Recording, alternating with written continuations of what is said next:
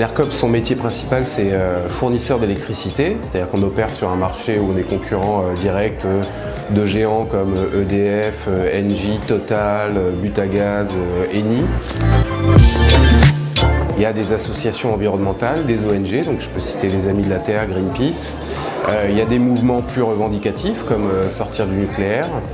Il y a des professionnels des énergies renouvelables. Et puis il y a les fondateurs du scénario Négawatt, qui est un scénario qui vise à imaginer la transition énergétique à horizon 2050 avec un triptyque qui est énergie renouvelable, efficacité énergétique et sobriété.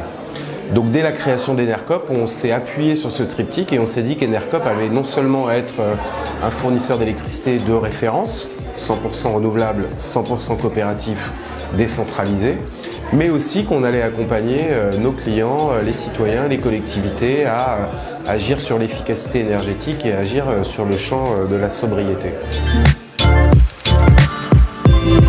On avance beaucoup moins vite que ce qu'on avait imaginé parce qu'on a dû faire des choix, parce qu'on s'est aperçu que le métier de fournisseur d'électricité c'est très compliqué, ça demande pas mal de capital, pas mal de ressources et donc pas mal d'énergie, donc on a focalisé tous nos efforts sur ce premier sujet et du coup on était beaucoup moins au rendez-vous qu'on l'espérait sur l'efficacité énergétique. On s'était imaginé qu'au travers de notre offre qui s'appelle Dr Watt, que je vous engage à aller voir sur internet, eh bien tous nos clients, tous nos prospects allaient diminuer fortement leur consommation énergétique, allaient faire tous les éco-gestes qui vont bien au quotidien pour éteindre les bons appareils au bon moment, pour rénover là où il faut.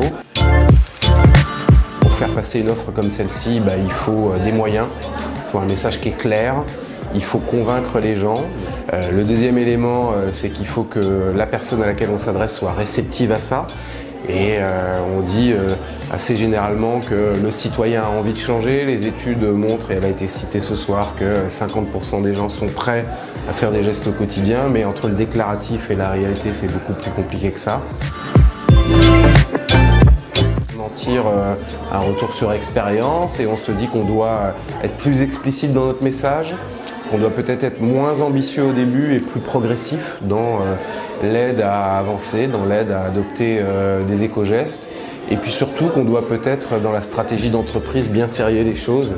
La transition énergétique au sens large c'est un sujet, mais à l'intérieur de ça il y a plusieurs métiers, plusieurs approches. Et donc on est en train de se réorganiser avec des ressources dédiées, des levées de fonds dédiées sur chacun des sujets.